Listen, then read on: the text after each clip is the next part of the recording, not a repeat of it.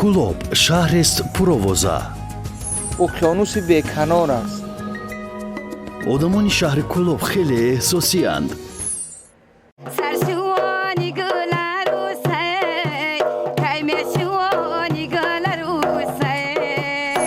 کلوب مکان هنرهای مردمی.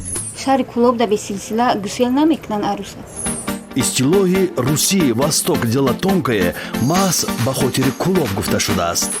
طرز نگاه قطعی.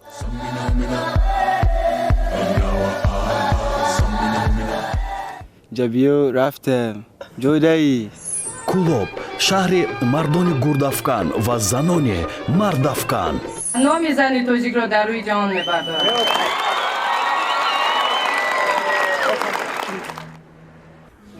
کلوب در ساحل دریای یخوب جایگیر است و از قدیم با دیگر شهرهای بزرگترین شرق و غرب علاقه فرهنگی و تجارتی داشت. در عصرهای میانه کلوب تابع خانگری بخارا بود. مکتب و مدرسه های قدیمی شهادت آن است که کلوب در خوتالان قدیم مرکزی علمی و فرهنگی به حساب می رفته است.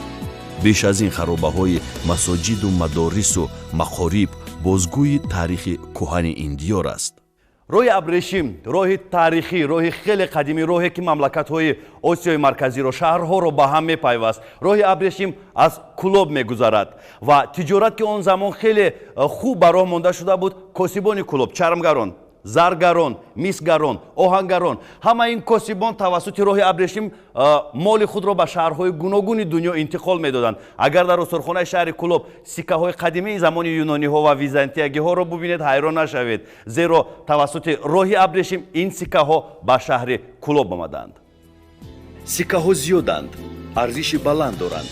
اگر در مزایده آنها را بفروشی مبلغ کلان به دست میاری. اصلا آثارخانه از انتیقه‌های نادر پر است. گوشه به گوشه آثارخانه مراحل گوناگون زندگی مردم کلوب را واضح می‌کند. آثارخانه غیر انتیقه‌هایش خود نشان معماری بلند کلوب امروزه است. 2700 سال پیش شاه خوتالان از کجا می‌دانست که یک دخترک کلوبی جایزه‌دار بوکس در المپیادای جهانی می‌گردد؟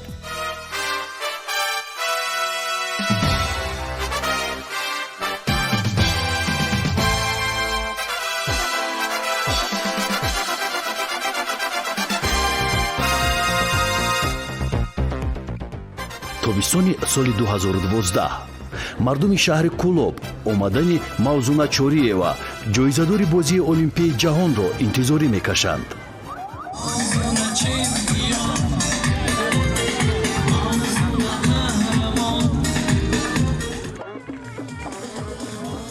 شهرداری به این مناسبت معرکه تشکیل کرده است. صنعتکاران شهر با نام موزونا سرودها آماده کردند.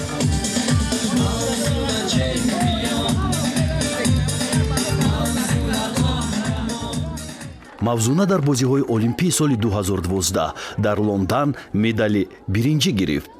مخصوص وقتی که بیرق تاجیکستان در المپیادای سیوم از جانب این دختر زیبا برداشته شد، این باعث افتخار و آبروی ما است.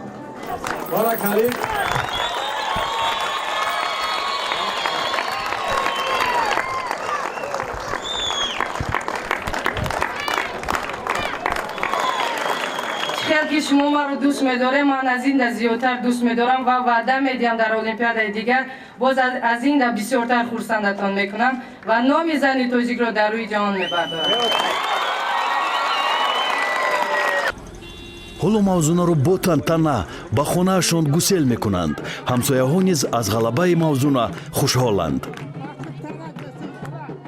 همین هنری بالای موزونا جان بود که ما رو در تمام جهان مشهور کرد. تاجیکان رو، تاجیکستان رو در سیمای خودش تمام تاجیکستانی تاجا رو تاجش رو بلند برد.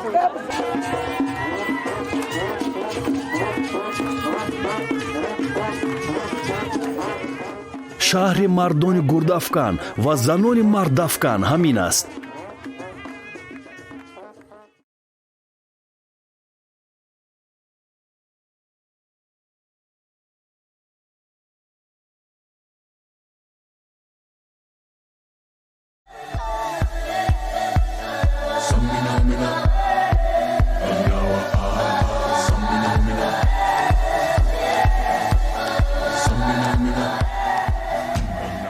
мо ҳоло ҳам дар шаҳри Кулоб қарор дорем. So, well, I haven't played a match yet, but I'm also fighting hard to get a chance in the first team so that when I'm being given a chance, I can prove a point and then help my club to take the championship.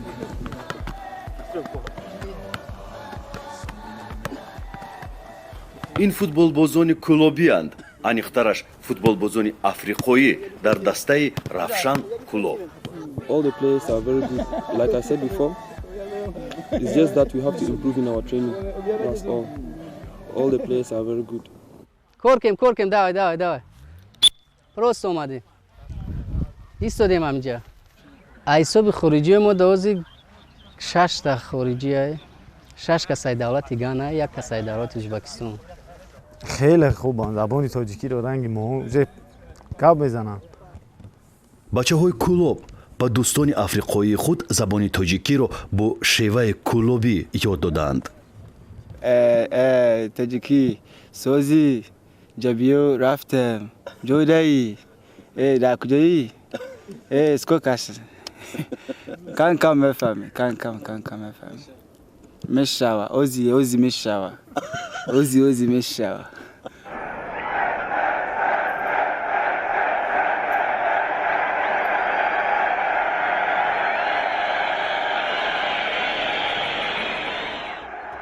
дастаи футболбозони Равшан Кулоб таърихи зиёда аз 30 сола дорад. ин даста феълан ҳамаи дастаҳои ватаниро дар бозиҳои мавсимӣ мағлуб кардааст. равшан ягона дастаест ки аз дигар дастаҳо бо муносибати гарми мухлисонаш фарқ мекунад.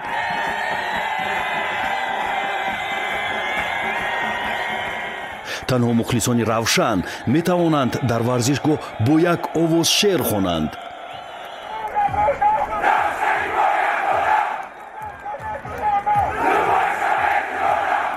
بله کمان بسیار زور شده. مثلا کمان از سال پیش بسیار کمان قوی تر شده و امیدوارم که بتونه چمپیون شه. مثلا با یک نوره که گرفتیم 100% مثلا چمپیون میشه. ҳоло футболбозони якчанд мамолики африқоро ба Кулоб оварданд. ихлосмандони футбол онҳоро низ аз шавқи зиёд кулобӣ мегӯянд. воқеан агар хоҳӣ ки дар Кулоб зиндагонӣ кунӣ, бояд ҳатман кулобӣ шавӣ. ин бачаҳо низ чанд сол аст ки дар Кулоб зиндагонӣ мекунанд. равшани мо ягона.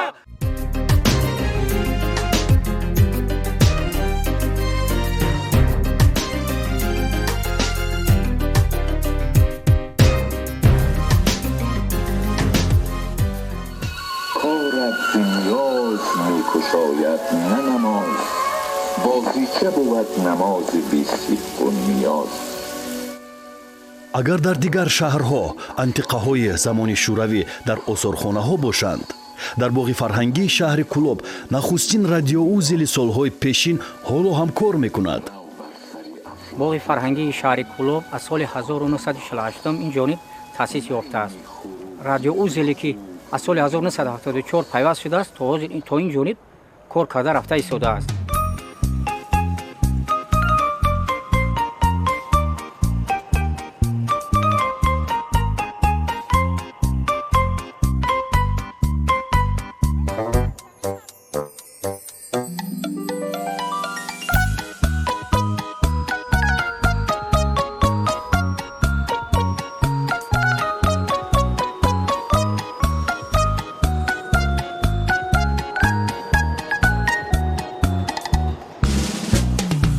боғ ҷои дӯстдоштаи мардуми Кулоб аст. дар боғи фарҳангии шаҳри Кулоб ҷои махсус барои пиронсолон ва нафақахӯрон сохта шудааст. агар шумо фикр кунед ки пиронсолону нафақахӯрони шаҳри Кулоб дар ин ҷо маъюсу ғамзада рӯзҳоро паси сар мекунанд, иштибоҳ мекунед. хушҳолтар аз онҳо касе нест.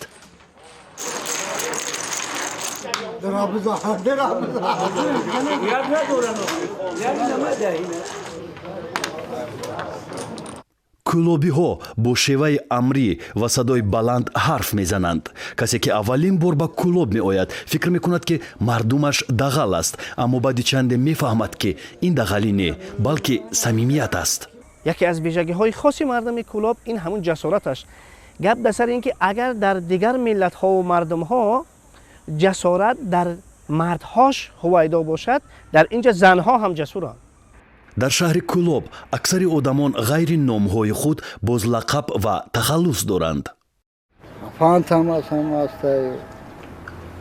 خلاحمد قچو خلاحمد قچو مستای بگو خیلی بنویسشون اینم بنویسونش خلاحمد خلاحمد اولیچا نه خلاحمد قچو و کلیچکش او هم یه فرقش همین کلیچکا رو چی نمیکنیم که هم کلیچکا رو ای کادو ای کارتوشکا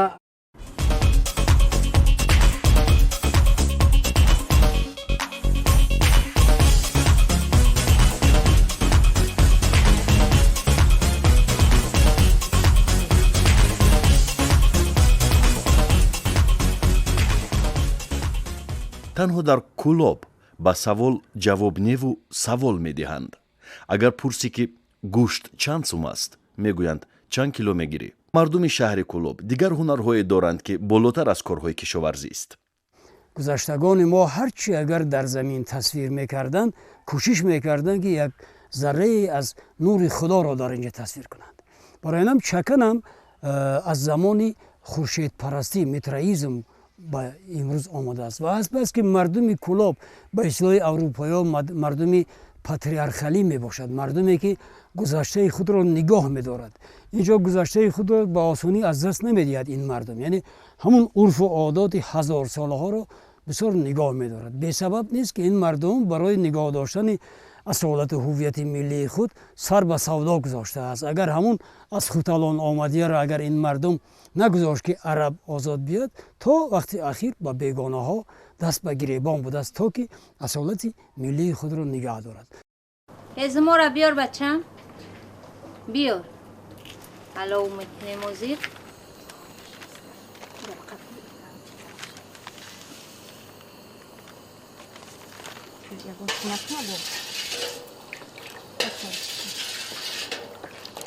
қалами ки дар амиҷа мо бастемаш чи кашидем ҳамаямура мо мебандем, яъне хел мебандем, сахт мебандем ки дар вақти бастани ҳами гилбаст дасти ба қувват дар кор ки дар дуруни ҳами гило ов надроя.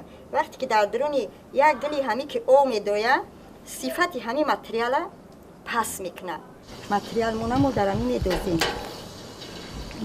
вақте ки дар ов дохтем ҷӯш омад, баъд ним соат меҷӯшад. баъди ним соат хеле мегирем шайрангова. баъд вақте ки чақа кардем мегирем афтоб.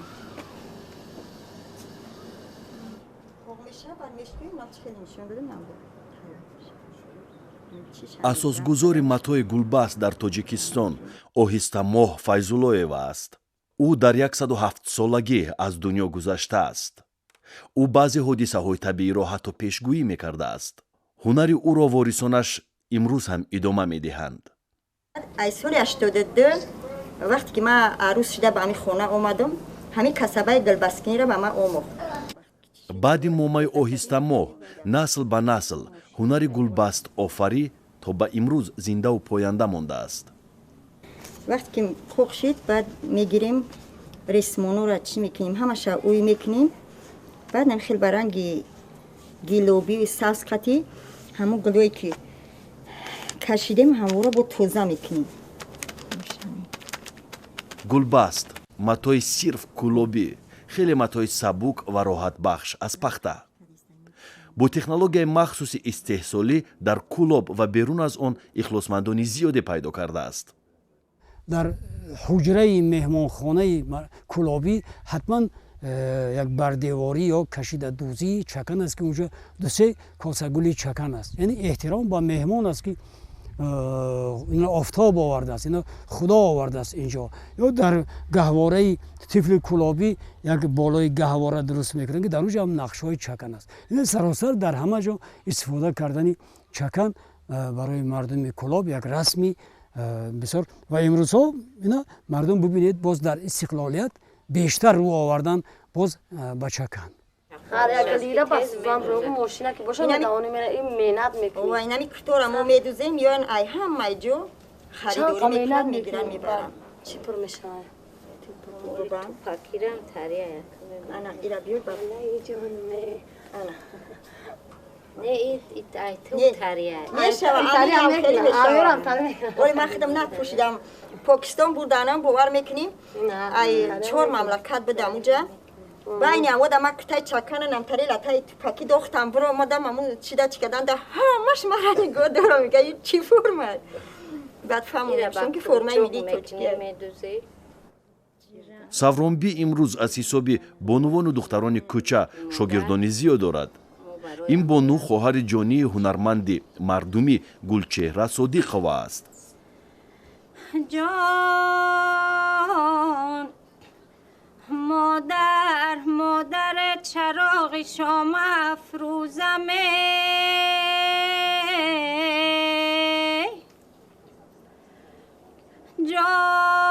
جان غم خارم غم گسارم دل سوزمه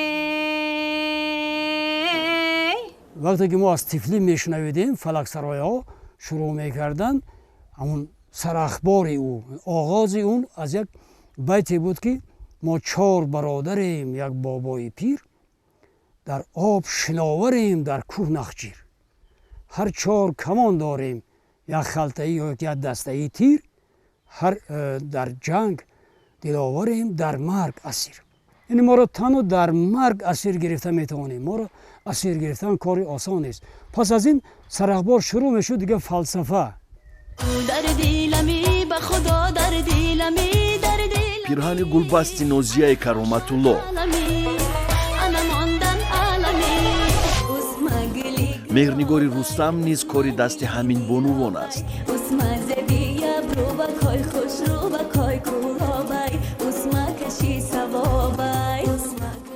аз сартосари кишвар бонувони ҳунарпеша ба ҷустуҷӯи савронбӣ меоянд. ин матоъ имрӯзҳо бренди либоси тобистонаи бонувон ба ҳисоб меравад.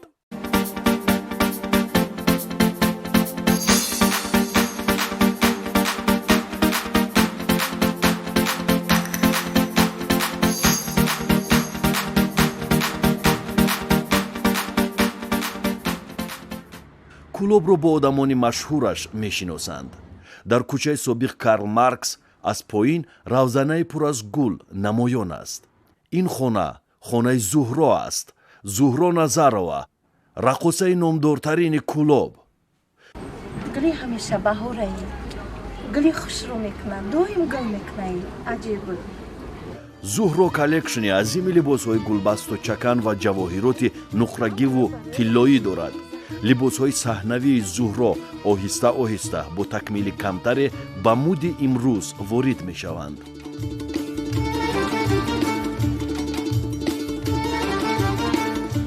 намуди чакан агар хато накунам дар вобаста дар гулш ҳисобе надорад пай гиндишкак меган пай оҳу меган афтоб меган маҳтоб меган зуҳро ба либосу ҷавоҳироташ дилбастагии зиёд дорад. зуҳро назарова аз наврасӣ рақсҳои миллии тоҷикиро дар ҳавои таронаҳои этникӣ иҷро кардааст. дар кӯлоб ӯро маликаи рақси қумбоқ меноманд.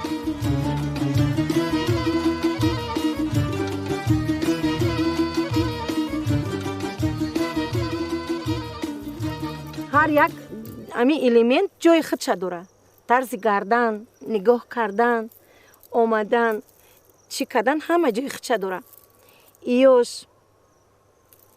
и дигай иш дигай и бо тамоман дигай. ҷавоҳироти нуқрагии зуҳро низ моли ҳинду чин нест.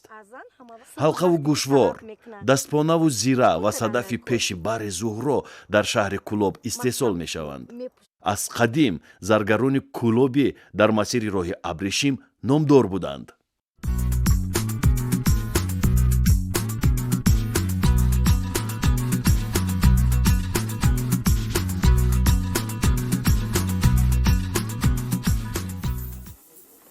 заргарони кӯлоб зиёданд. мо дар мисоли як оила нозукии ин касбро инъикос мекунем. дар навбати аввал нуқра аз сим ягон фарқият надорад. мо як методи қадима қати кор мекунем амози تو ما میبرم اونجا هم شاگردان نمیدونن که من میرو چه خیلی سوال بکنم میارم. اول دو سیمی که در والس پچخ کرده دو سیم رو میبراری، بعد یو با یکدیگر دو سیم رو پیوست میکنیم. خلاصه که بسیار بالا میرود میآید. در بین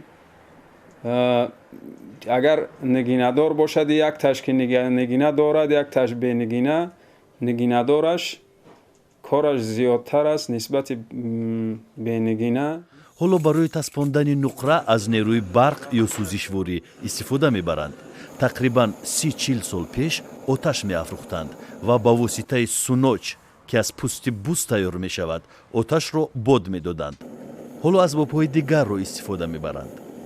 این کاری مشکل بود اون زمان بسیار یک وقتی نقل میکردن میگفتن بسیار مشکل بود. یک آدم دیگه دائم همون سونوچ شمال دادن میگرفت، یاردمچی داشت. خلاصه که امیره در همون زمانها بعد یه لخچه گرفتن، کوشر در اوجا آب میشیده و چیزی مثال محصولات تیار بعد در همون داخل همون چیز تیار میکردن. زرگر کارش را ادامه میدهد.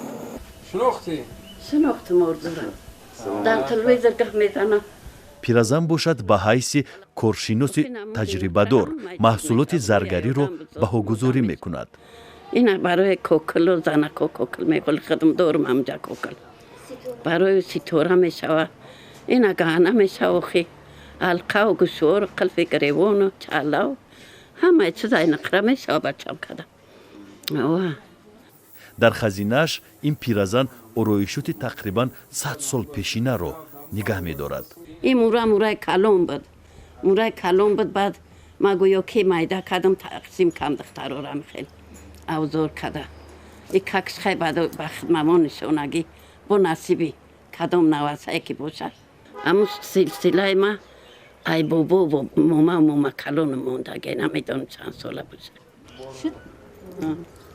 این چی اون سلسله برای عروسای گفتن؟ برای عروسا و خیلی عروسای پیشتر و قدیمو ده. اینم اختراکوی نیتری و شکاکو زده از سروشون میزدن کوکلو ده سیتورا میکدن مورا و اوزود بعد گردن میرفتن. شهر کلوب ده به سلسله گسیل نمیکنن عروسا. کار در دکان زرگری در عرفه انجامیابی است. زرگر انگشترین نقرگی را با نگین ارغوانی بعد چند لحظه بشمار به معرض تماشا میگذارد.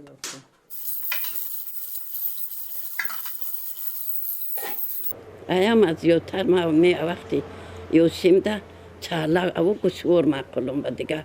تا دختر تین تکچو بودم. یک تنگه داشتم. در خونده کنی رفتم. بعد چند بازور بسته. گردن ما بعد بودک. نمتری کردم که ایدستم پرید بر رفت در این جوده. خیلی ترسیدم دیگه و چمه چی نگفتم. بعد وقتی جوده رو میشوم جوده رو میکنم با ای پیش خودم هم تنگه میبروید. میگیرم خرسان میشم بعد و چمه میگم که نمتری کم. یک پدنالتی تا چی. اوخی نمیفوردکم. هم یک چالم میفوریده. همه چی بسور. زر و زیور، قصابه و دستمانه در وقت توی برای هر یک دختر ضرور است.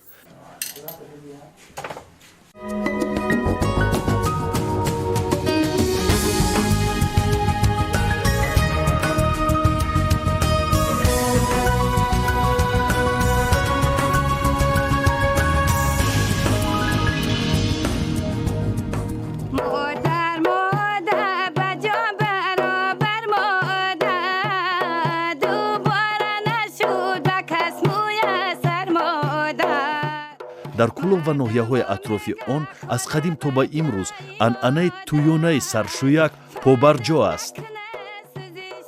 سرشویک در همه تویها بعد به خانه عروس آمدن شهبچه گذرانیده می شود.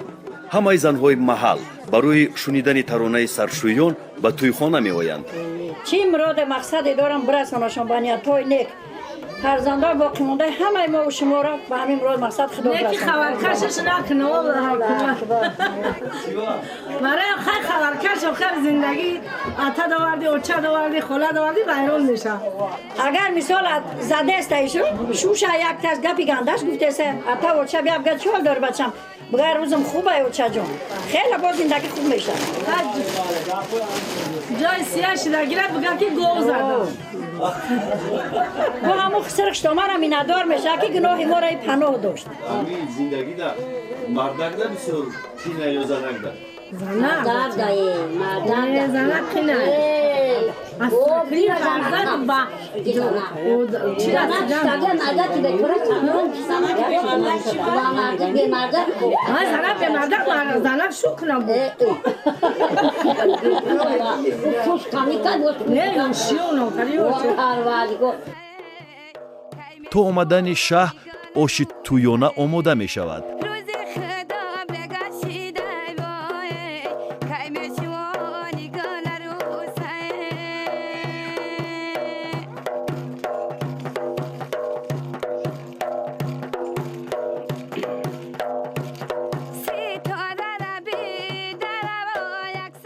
шаҳбача бо ошноҳояш ба ҳуҷрае даромада ош мехӯрад ва дар ҳамин асно маросими саршӯёни арӯс барпо мешавад.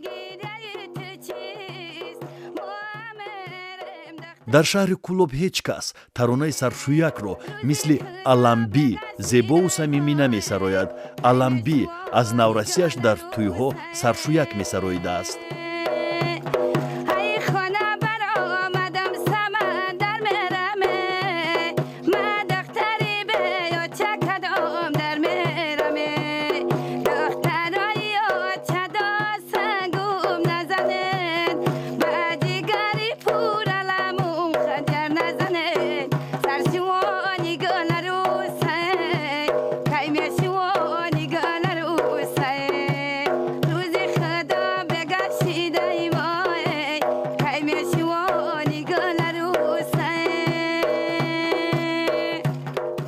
саршӯяк қоида дорад.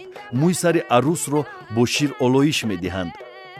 یامو سری مویامو را کم کم شونه میکنه همون شیر تر کده که سفیدی شیر کو با همون قطعی سری موش دامو شیر کم کم تر میکنه این پرشه اول آتش فایرود میکنه سرای موش کم ترک میشکنه بعد خلاص سرشونش میکنه با همون شیر قطعی تر میکنه سرای موشو بعد پخته میگیره پخته ورده بود از سرکای موش میگیره کم کمکی بعد تمام داش میتر میگیره میبرنش дугонаҳои арӯс чодареро рӯи сараш паҳн мекунанд ва хешутаборон рӯи чодар аз рӯи расм барои он нафаре ки маросими саршӯякро мегузаронад дастмузде мепартоянд.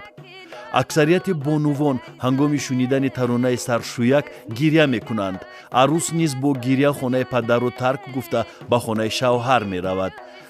мазмуни таронаи саршӯяк аз зиндагӣ гирифта шудааст ва бештар дубайтиву рубоиҳои халқӣ бо хусусиятҳои иҷтимоӣ дар таронаи саршӯяк истифода мешаванд.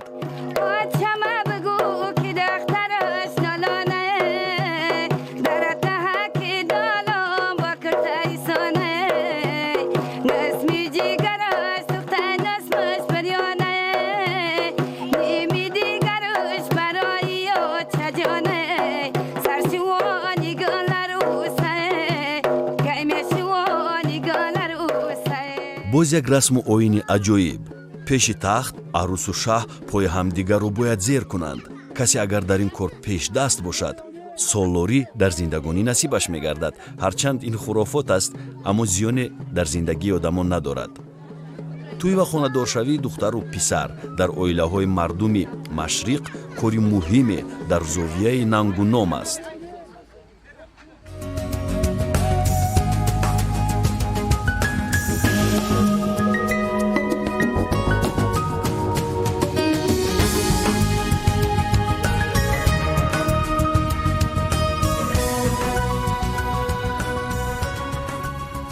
кулоб яъне кӯли об. мазмуни ин вожа мавҷудияти як ҳавзи азимеро дар ин ҷо ҳадс мезанад, аммо таърихнигорон аз зебогии табиати ин макон зиёд навиштаанд.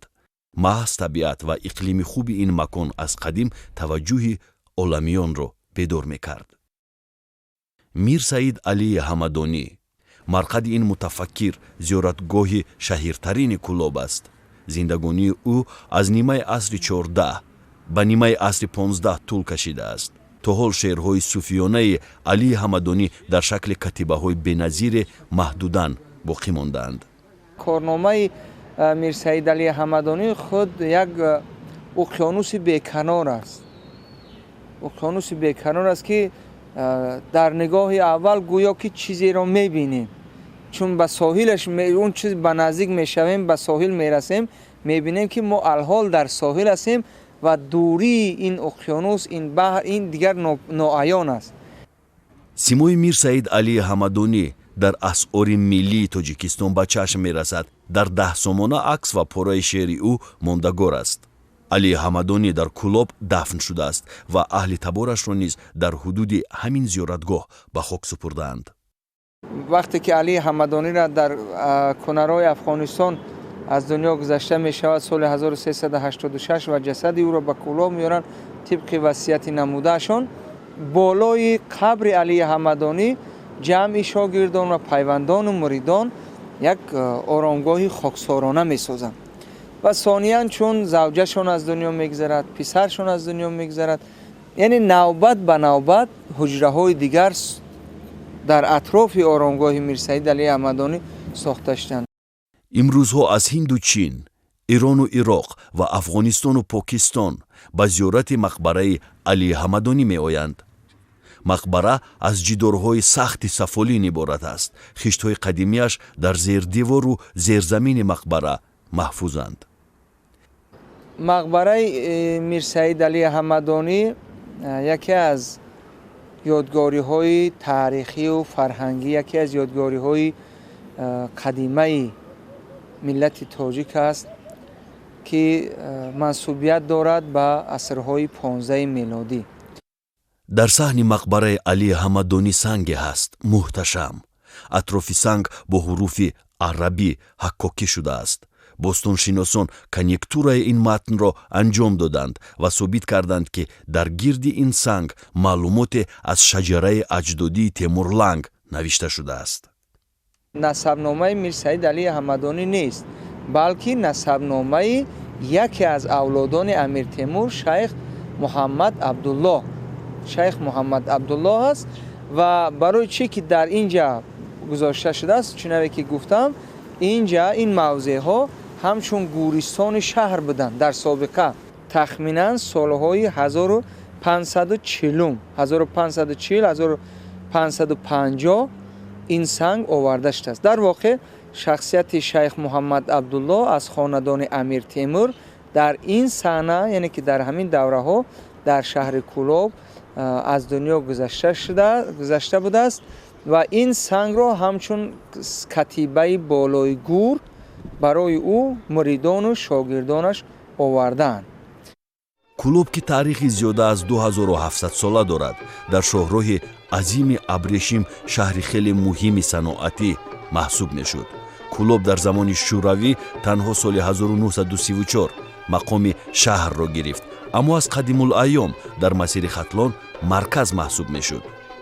کلوب با هنرهای زرگری و میسگری، گلدوزی و چرمگری و اسبهای مشهور خوتلی نامدار بود. کلوب با آدمان ظریف و شریفش تا هنوز نامدار است.